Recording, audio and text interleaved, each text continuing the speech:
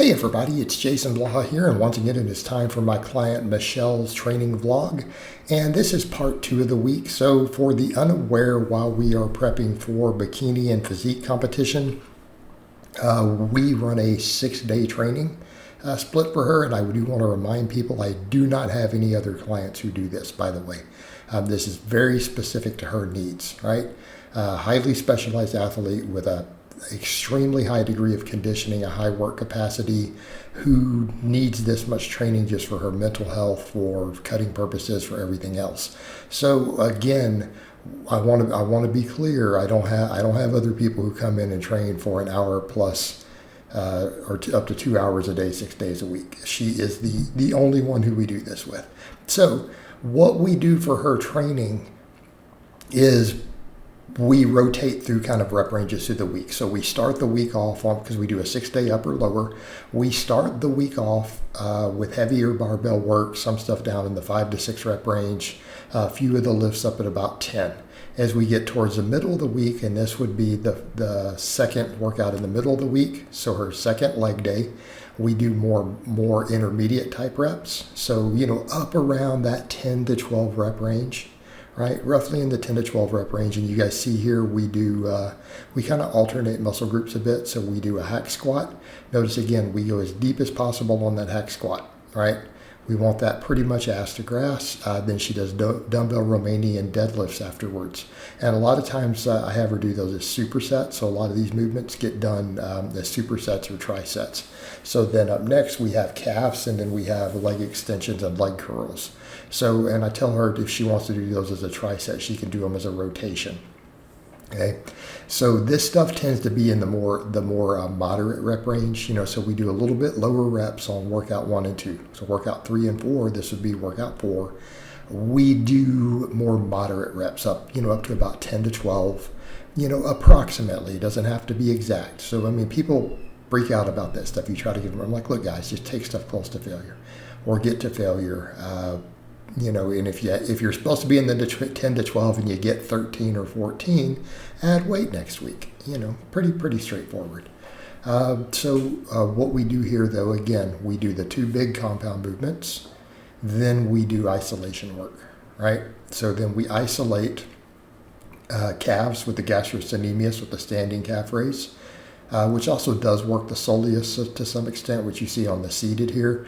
I like people to put a bigger focus on standing than seated because, again, the data kind of shows seated doesn't work gastrocnemius, even though it works soleus more, the lower half of the calf, but the standing does work the soleus to some extent. So we do then leg extensions, leg curls, and then we work both heads of the hamstring, okay? Then, of course, she does her ab work and conditioning. She does hours of cardio every day. Okay, she does, up to about 2 hours of just generalist cardio. She does some conditioning sled work. All right, then we get over to the last upper body day. All right, on the last upper body day, it's all just pump work, like mostly up in about the 10 to 12 rep range. So for the last 2 workouts, it's all high reps. So we do moderate reps, moderately heavy, right? With some tens and stuff on the first 2 days. Then we get here towards the end of the week. We do the moderate reps, and then we go to all high reps. So her final 2 days, this is all just pump work. You will notice there's minimal big barbell movements. We don't really use them at this point. It's a lot of cables, a lot of machines, a little bit of dumbbells.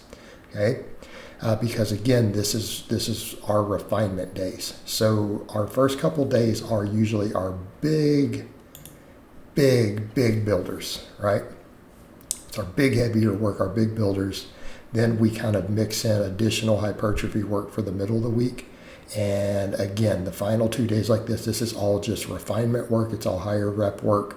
At this point, it's just about conditioning. Okay. Quite frankly, we have probably gained as much muscle as we're going to gain in her first 4 days every week.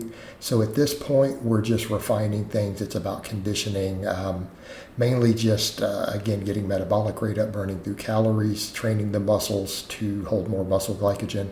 And so we don't want this to be heavy or big structural exercises for the most part.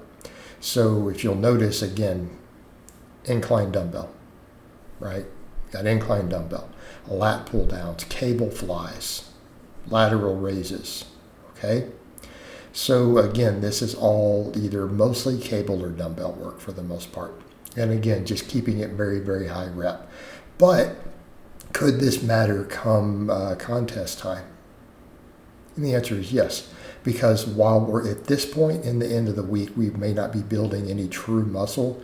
We are training transient storage factors. Okay, why would that matter come, say, showtime?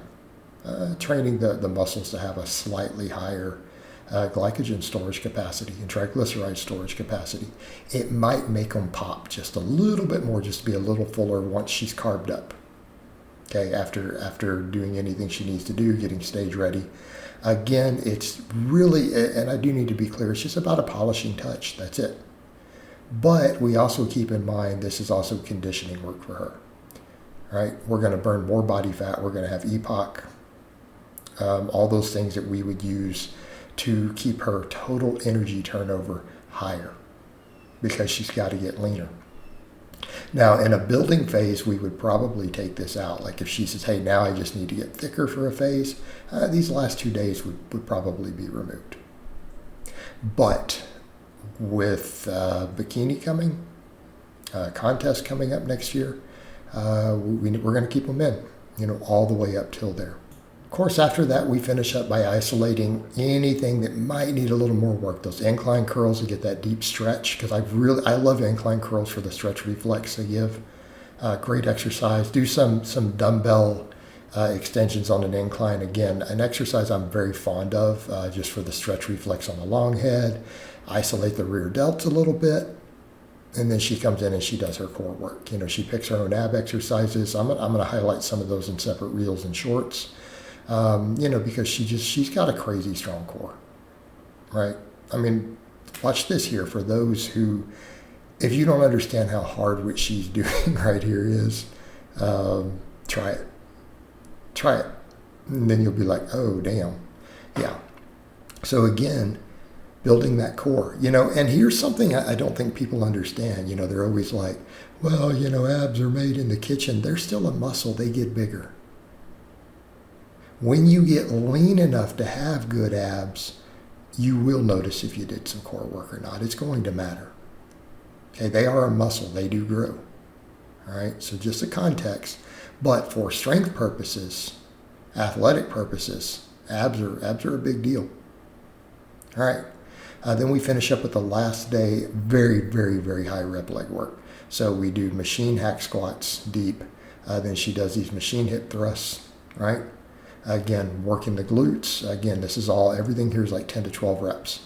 We do single leg presses, and she has access to one of those. I really want a leg press at home eventually. Man, I need to get one of those rogue ones like that, right, that have the thing. They're like $7,000 though. One day. All right. Then, of course, we finish off with more calf work, right?